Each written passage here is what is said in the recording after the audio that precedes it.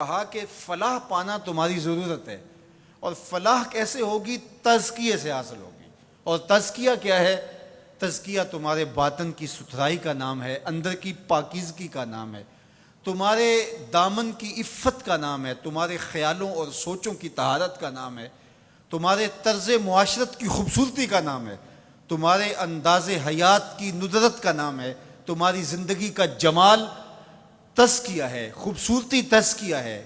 اللہ کی حرام کردہ چیزوں سے بچنا، اس کی ممنوعات سے محفوظ رہنا، حتیٰ کہ مکروہات سے بھی، اور یہاں تک کہ ایسی سوچ سے بھی، ایسے خیال سے بھی، ایسے وسوسے سے بھی اپنے آپ کو بچانا، اس کو تزکیہ کہا جاتا ہے۔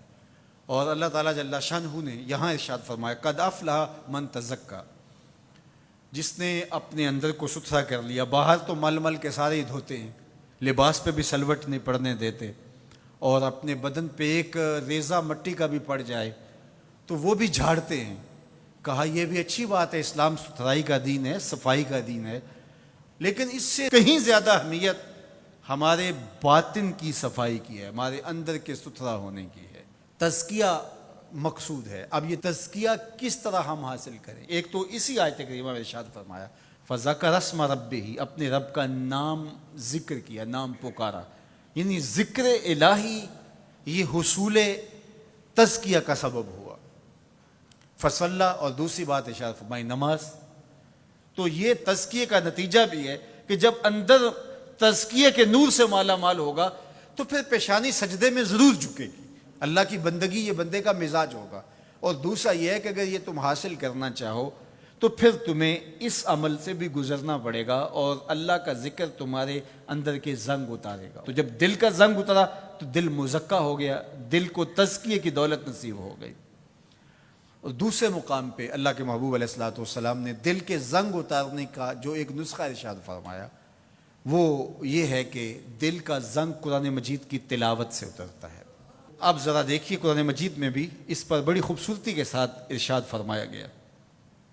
حضرت ابراہیم علیہ السلام کی جو دعا ہے ربنا وابعث فیہم رسولا، ابراہیم علیہ السلام اللہ کے گھر کی تعمیر کر چکنے کے بعد عرض گزار ہوتے ہیں کہ مالک تیرے گھر کی تعمیر کی، یقیناً تو اس کا بہتر صلہ عطا فرمائے گا، تو اپنی جناب سے جو اجر اور صلہ عطا فرمانا چاہتا ہے اس میں سے میری چاہت یہ ہے کہ تو وہ رسول برحق مبعوث کر دے جو ان پر تیری آیات کی تلاوت کرے۔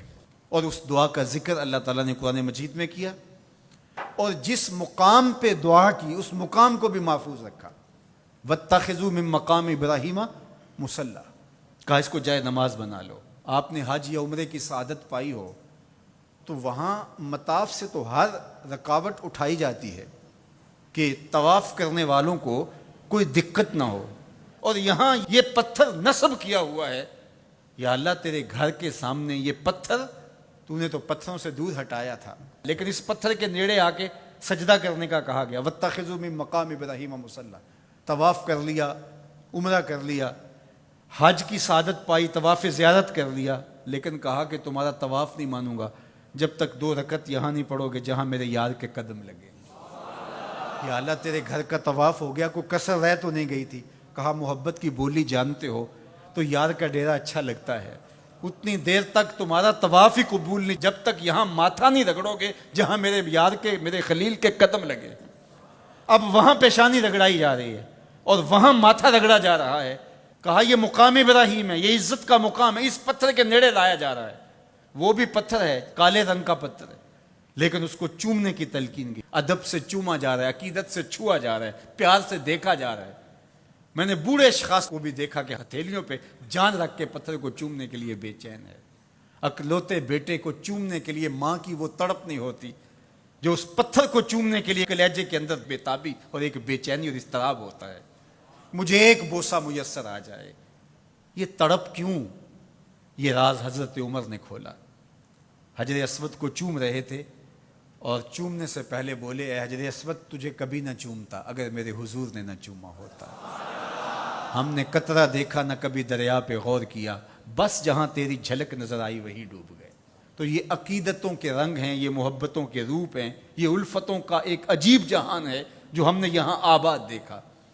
تو یہ پتھر ہو کر کے بھی عزتوں کا ظرف قرار پایا اور اس کو سینے کعبہ کے اندر نصب کر دیا گیا. کہا یہ نشان ہے, یہ شاعر اللہ میں سے ہے, یہ جائے نماز بنا لو. یہ عزتوں کا ظرف قرار پایا. اس کو یہ عزت کیوں ملی؟ اس لیے کہ حضرت خلیل اللہ کے قدم لگے. اچھا کیا حضرت ابراہیم کے قدم ساری زندگی اسی پتھر پہ لگے یا کسی اور پتھر پہ بھی لگے؟ ظاہر ہے یہ سارا علاقہ ہی پتھریلا تھا, ان کے قدم تو جگہ جگہ لگے, لیکن کسی اور پتھر کو محفوظ نہیں کیا گیا. اس پتھر کو محفوظ کیوں کیا گیا؟ اس لیے کہ اس پتھر کی چھاتی پہ کھڑے ہو کے حضرت خلیل نے میرے رسول کے لیے دعا مانگی تھی. جہاں حضور کا ذکر ہوا وہ پتھر بھی نشان بن گیا اور موجود رہا.